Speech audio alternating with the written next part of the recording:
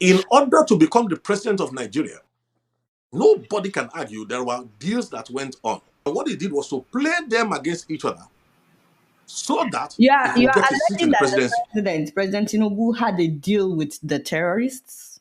Excuse me, it is no longer a secret anywhere in the world. Everyone, welcome to this interview. This is a loaded interview, by the way, about the situation of things in Nigeria. I know many of us have been following the insecurity issue. Today, I will be interviewing someone who has been at the forefront of what is happening. If you don't know about the Macedonian Initiative, by the way, it's a faith-based, non-denominational NGO that has been responding to the systematic persecution of Christians in northern Nigeria since the 1990s. Now, the person that I want to interview today is not just a pastor. This man is a security consultant with more than 2 decades of experience, and he has also served as the Deputy Secretary General and the Director for Peace and Security at the African Union. Of course, he is the Global Overseer of Living Waters Unlimited Church and International Coordinator of the Macedonian Initiative. Please help me to welcome one of my fathers, Reverend Ladi Peter Thompson. Daddy, welcome to the show. Thank you so much, Adiola. And let me say quickly that we want to thank God who has given you a platform and a voice to speak in matters of opinion molding and consensus building. I think it's a lofty platform, and I pray you continue to use it well. Thank you. Thank you so much, sir. First and foremost, a lot of people have been asking, what exactly are we dealing with? What is even going on? I want to speak without a shred of doubt right now that what Nigeria is dealing with, it is both an ancient and a modern problem. And it is bigger, including religion, but bigger than religion. This is not an Usman Danfodio narrative. It's a more modern, more deadly, more intelligent Hydra, a supremacist agenda that was perfected by Osama bin Laden when he globalized the global resurgence of religious terrorism. This is not merely a Fulani problem. It's bigger than that. There are at least about 5-6 groups that we are reckoning with. It has a head in education. It has infiltrated our security defense systems. Over the years, it has infiltrated governance. It has infiltrated media. Okay, so thank you so much, Daddy. But I feel like so far you have been speaking in parables. You are not naming. Okay, so you said 5 different heads. You need to put names. Also, you need to give the evidence of all these things that you are saying. I told you it's a supremacist agenda that was designed to use Islam as a cover. That's why for the first 15, 16 years, it was targeted only at Christians first. I told publicly that in the later years, towards the end, when they're about to strike Nigeria completely, they will start killing Muslims as well. So I said that about 10 years ago. You are dealing with something that is global, but has a local face. Its objective is to take the whole of Nigeria, not some of Nigeria. Now, it's going to use Islam and the Sharia to take Nigeria. All over the world, its tactics are different. Who is trying to take Nigeria? Now, let me put it for you like this. The architecture for the intelligence behind this thing is more than the local intelligence. But they have contacted local actors. You see, there's what they call the ISWAP. The Fulani is there. Then you have the Kanuri-dominated Boko Haram. Then you have Lakurawa, Ansaru, and all those other offshoots of the global template provided by Al-Qaeda. Many-headed, only one heart. And what the idea is to take Nigeria, take West Africa, take the rest of Africa, and then use that resources to dominate the world. Okay, so it's Al-Qaeda that is trying to take over Nigeria through these different terrorist organizations. An intelligence created by Al-Qaeda between 1991 and 1996, Osama bin Laden was in Sudan, perfecting the model of how to globalize terrorism and rule the world with Sharia. And he knew they would have to kill Muslims as well. So what we're dealing with is bigger than just a religious problem. It's a supremacist agenda covering its face with Islamic religion. So for people that may be watching right now, some of them will say we've been hearing about things like this for a long time. where is the actual evidence? Like what you said, Bin Laden drafted in Sudan. Is there a record of it somewhere? Like some people would say, where is the evidence to the things that you're saying? Okay, one of the greatest weaknesses of the African nations of the world, including Nigeria, is the inability to mathematize inquiry. That is to collect statistics and data, crunch it, and then do what they call concatenation. That is to join all the dots and use that to come to a conclusion and predict things that when they happen, you will not be surprised. If you follow the media in Nigeria over the past 20-something years, there's nothing I have said beforehand that did not come to pass, including when the color of the terrorist, the color skin of the terrorist is going to change in the latter hours, when they are bringing in people from the Maghreb and they're bringing in other people from outside of our borders. So if you want evidence, I will give you some. Number one, let me give you something very simple. There's no place in the world that has responded to an already documented resurgence of global Islamism by claiming to arrest terrorists, and then you claim that you have de-radicalized them, and then you absorb them into the Nigerian army. You see, that one alone is an amazing case of stupidity. I've never heard of this kind of madness before. An armed robber comes to your house, you arrest him, instead of prosecuting him, you claim that you have changed his mind, and you now make him join your megadis. That is, of course, one. Number two, if we collate, I can tell you from the beginning, one of the things I discovered from the year 1999 to 2000 was government complicity. And why do I say so? We have reached a stage now where we are not afraid of anything anymore. In those days, we were more afraid of the enemy within than the enemy without. So today, there can be documents that I will give you, will put on display. When you find out that young girls are kidnapped, married off, taken away from their husbands, I mean, sometimes young girls are kidnapped, sometimes wives are kidnapped, married off Islamic way, and you will see that if someone will come, the governors were aware. I can give you a case where we had to curb a terrorist attack in Kaduna State.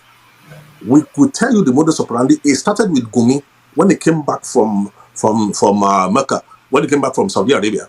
His first tafsir in Kaduna was a call to violence, to slaughter. The VHS came to me because we have been setting up early warning systems, and this is what a real early warning system is to prevent something. When we got it, we translated it into English, and at that time it was Obasanjo who was the president of Nigeria. Thank God for the Four Square General Overseer, who is now late, Wilson Badejo, who assured me that what we prepared and gave to him was given to Obasanjo in his bedroom. But what they didn't know was that we were still monitoring Kaduna to see whether the arms build-up towards the execution was going to stop. When we saw that it was not going to stop, in fact, this is a good example I'm giving you, I had to call a special strategic session with media, because media is a force expander in this new war form, this Hydra-headed war form. At that time, the man they call Adesina, who became Buhari's media, whatever, was at that time an editor-in-chief or something in one of the newspapers. They gathered together, and I told them, this is the problem. They are about to kill 600 to 900 people. Femi Adesina. They are about to kill 600 to 900 people in Kaduna. And I said to them, we have sent all the information to the army, to all the places. There's nobody stopping them. Unknown to them, we were monitoring. The Gumi boy went into the SSS office in Kaduna laughing and came out laughing. When I got that report in Lagos, we decided to call this media meeting and said, look, how do we solve this? Now, there's a headline that we had to put up where they did as if they interviewed the head of CAN and had to interview Gumi. Immediately, we took the front pages, the full pages in the newspapers and the new media, and the news blew across the world. The queries came to the president of Nigeria. It was reported to me directly that the Gumi boy entered, then it was a small boy, he entered the SSS office. This time he didn't come out laughing. He left the country immediately. Now, this is a guy who has been banned by Saudi Arabia. They didn't allow him to enter Saudi Arabia. Let me give you another proof. I was on television when I found out there was no other way of escape, when an Al-Qaeda operative was already appointed as a federal minister in Buhari's government. And I questioned Do that you how mind naming that minister? what's his name? Something Issa Pantami.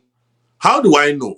I supervised an evacuation in 2004 when a young Christian was slaughtered in the mosque of ATBU. That's Abubakar Tafawa Balewa University. Okay. Now, when we supervised that, it was this Pantami who was a lecturer in that university at that time, who put a fatwa on certain students because they preached the gospel to Muslims in a university. And at that time, when they killed that boy, we had to go and evacuate the others whose names I spoke to them recently. They are still afraid till now. The young guys brought them into Lagos. We made arrangements to take them into other countries where there's better respect for human worth. And then Sunday Achi was the name of the student who was murdered. Okay. At that time, for you to know how this thing works, there was a bishop who was working with the Obasanjo government who went to arrange for the burial of this boy. And when I said, let us make it an issue, they at that time were cooperating because they didn't realize how dangerous this Hydra is. Later, that Hydra attacked that bishop, almost killed him, finished his secretary. Fortunately, they couldn't catch his wife. They maimed him. And today, he's one of the forefront advocates who has realized how dangerous this thing is. I could easily give you many more examples. One of the former head of state who was claiming that there was nothing in his time, I was at a meeting with him in his home in Ota. When he gave me his own version of what he believed was going on, I said to him, sir, during your government, they were already building up more and more, infiltrating more and more. I said, do you remember a meeting you went to have in northern Nigeria when these things happened? When you left, they slaughtered every member of the family that entertained you. I said they were sending you a warning to back off. Now, some years later, he went for a security meeting outside Nigeria. And I think when they showed him the build-up of what is coming into Nigeria when the final phase comes. Look, the Nigerian army in totality, everybody knows what the number is. The last time they engaged the BH on 3 war fronts, it took almost 2.5 weeks to overcome. So everybody realizes that if you think the Nigerian army can withstand a combined forces of what ISWAP has planned in the future, what is working for us right now is very simple. Nigeria is 220 million people strong. The number of all these people who want to swallow Nigeria, they're not even up to 450,000. Now, the strength of this is, let me break one nonsense that is going all around. And this is what we have to be careful to counsel the US government about. Anybody who looks and thinks that the Fulani is a primary problem is a joker. The Fulani is not the primary problem. All the combined forces of all these people is not up to 400 and something million. Now, is it this ill-educated... 400 and something thousand. Yes. All these ill-educated, all these, what can I say, anachronistic human beings who are wearing loincloth all over the whole place, do you think that they are the real problem? Listen, the Fulanis have told you that they were busy using their six when people came and gave them AK-47s and took their children to go and train. Why don't we realize that it's the intelligence that is arranging logistics, that is arranging safe passage for them? I have boys in the army. We used to pray for them. When they locate the enemy position in the Nigerian army, a signal comes from Abuja that they should not attack. The signal will be delayed. After 3 hours, they tell them, now go. The Boko Haram will have left that place. So what more proof are do we you need? saying that the Nigerian government is involved in what is What are you saying? Even Jonathan, before he left, openly said they are in my cabinet. Look, this thing has been known to collapse nations from within. So there's nothing new about what is going on in Nigeria. It's just like the architecture of thought. I would rather speak to the younger generation, the digital generation who understand programming. Because it looks as if the older generation don't have what it takes, don't have the understanding to acknowledge that there's a problem here. And let us come squarely. My eyes are on the president of Nigeria. It needs to be careful. Yes. Listen to me. I have nothing against him personally, but I can tell you something that is very, very clear to anybody. Now, he is an astute, consummate politician, but he doesn't realize that there's a global problem that he's dealing with. In order to become the president of Nigeria, nobody can argue there were deals that went on. And in essence, what he did was that he, more than anybody else, realized that there are many factors to the Hydra. In terms of the kinetics, apart from the Fulani, the Boko Haram, the ISWAP controlled Ansar, Lakurawa and Co. And what he did was to play them against each other so that he You could are get a seat in alleging the that the presidency. President Tinubu, had a deal with the terrorists. Excuse me, whether we like it or not, it is no longer a secret anywhere in the world that, So, but what's the evidence? Some people will say that, okay, let me what give you talk. Let me evidence just do give you you throw you, have? let me throw you one quickly. People don't realize that the Mandela bombing in Niger State, the Catholic church that was bombed in Niger State, the fellow who headed it actually was in Lagos, in Snake Island, 2 days, 3 days, and then traveled to northern Nigeria to take his team to execute. What does that tell you? Now, when he got into police custody, he was arrested and he miraculously escaped. When he escaped miraculously, where was he rearrested? Where did he take up refuge?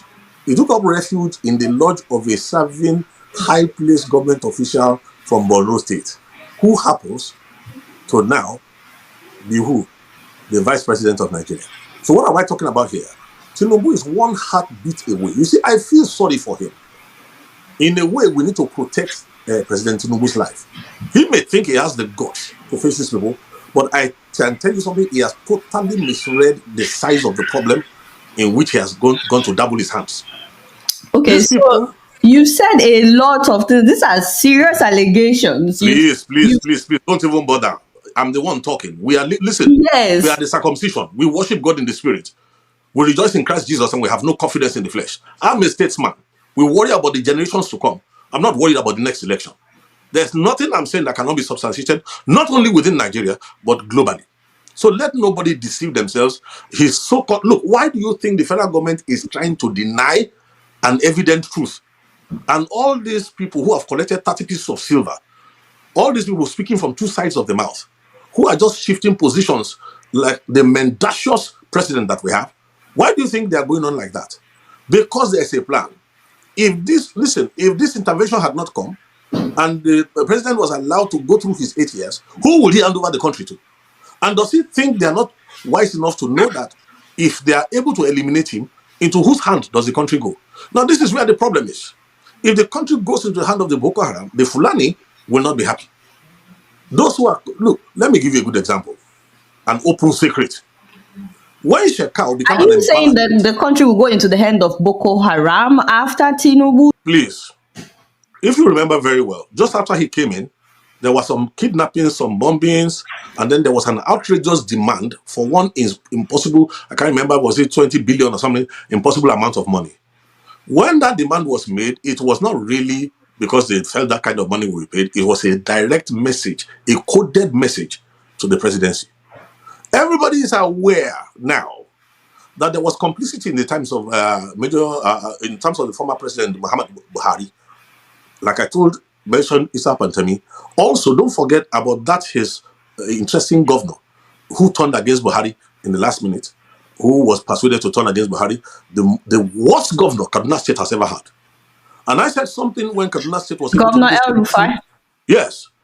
Look, let's not even go there. Go and look at his tweets in the earlier years. Go and look at his own open admission on television that he left Nigeria to neighboring countries with money to go and sponsor the terrorists who had come to kill in Nigerian territory. Why did they have that kind of confidence then? Was because they knew they had entered governance. Now, as I'm speaking right now, listen, we need to reformat this country. And there's an opportunity that has come right now that if we mismanage this opportunity, let me tell you something, even God in heaven will look away when in the south part of Nigeria, in the eastern part of Nigeria, 13-year-old girls end up being raped.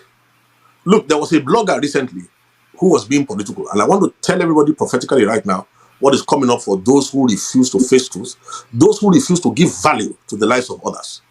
A young blogger recently said that there's no genocide, I'm a Christian, I don't feel threatened, long live P-Bat. She was one of those who was killed, if the account that is coming is right, in Kwara State in a church attack. Oh, she thought it was far away. Now, this is the fate, sadly, of those Now, who live in by opportunity, you're talking about Trump saying that he would interfere with what is happening in Nigeria.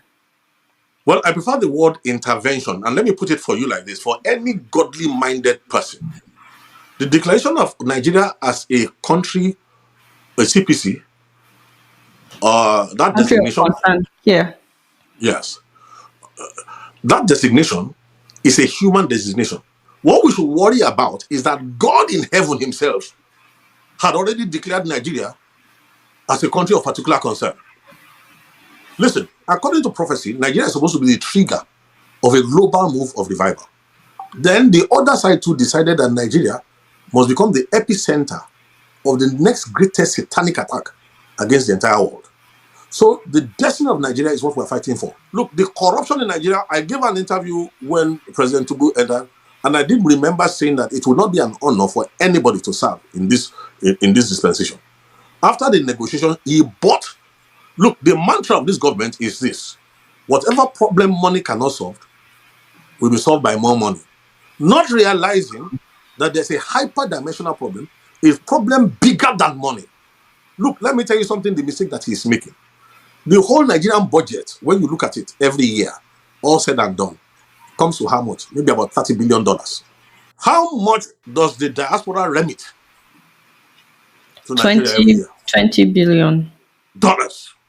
Yes, So sir. when you hear Nigerians, you see, when poverty has been weaponized against a nation, people cannot think anymore. The older generation have been reduced by the weaponization of poverty. So look, thinking is an expensive thing. So it's not easy. Don't blame the average Nigerian. Okay. People are susceptible to money. So, Daddy, before we round up, you've said a lot of things. Are these things that you can defend, like the allegations sleep. about the president, In my sleep. the vice president being part of, the Excuse Boko me, in Haram? whose house was Kabiru Sokoto? In whose home was Kabiru Sokoto hiding before it was picked up? Please, if not for global interference in Nigerian affairs, we are ready 90-something% to the day of doom. So if we like, let us miss this opportunity. All those talking from the same different sides of the mouth, they will soon know what it is that we are dealing with. Exactly what do you want the US to do? Very simple. There are 4 sets of people who are talking to us in the US. Number 1, those who are genuinely concerned. All right. Number 2, we have those who are looking for government appointments. Number 3, in the US, looking for government appointments in they are looking for Nigeria. government appointments in the US. They are careerists. Trump's That's who they are. administration. Then there are those who know that money, US dollars, follows policy. So if not for Trump, they will not be speaking up. They are there. And then there's a last set of zealots who are so zealous that they reject God's wisdom. Those ones are what we call sincere ignorance and conscientious stupidity. They are equally as dangerous. So this is what I want us to do. If Nigeria cooperates properly with the window that God has used Trump to open, there's something that I cannot talk about in detail now. It's called the flight of 2 eagles. There's a bald eagle in that vision that can rescue the green eagle. Now, if we are able to eliminate the unnecessary voices that are fouling the waters in America for us, both within those against us and those for us, and remain only the voices that are looking forward to the future of Nigeria, let me tell you what will come out of it. Number 1, Nigeria will become a nation. Watch this, where the value of life will be something else. We will leap from quantum leap to the forefront of global civilization, all within 4 to 8 years. Number 2, the Nigerian foreign exchange right now that is about 1,600 naira to the dollar can be brought down to at least 1 to 250 to 350 naira to the dollar if we cooperate properly with understanding to tailor the American response in a way that will be profitable to the global community. So have you discussed any of this with the Nigerian government? Have you presented a government that is busy denying? Listen, the moment the Nigerian government is ready, even for President Tinubu, there's a way of escape for him. I fear for his life. If you do a proper concatenation and look at the analysis of what's on the table, and the way these things are going, he can't trust anybody around him because there's an option open to them, which he is aware of. Okay? But Nigeria cannot afford that option. What's the option? Well, the point is this. If he cooperates with us, we have been studying this thing, we have been watching over this, we will create a Nigeria where no Muslim, no Christian is oppressed. Now, let me tell you this. When the generation of Awolowo and Zik and Co, when they got independence for Nigeria, Pax Britannica did not allow us to lay a firm foundation for a prosperous country. The divide and rule included religion. Now, this opportunistic hydra created by Osama bin Laden is using that opportunity.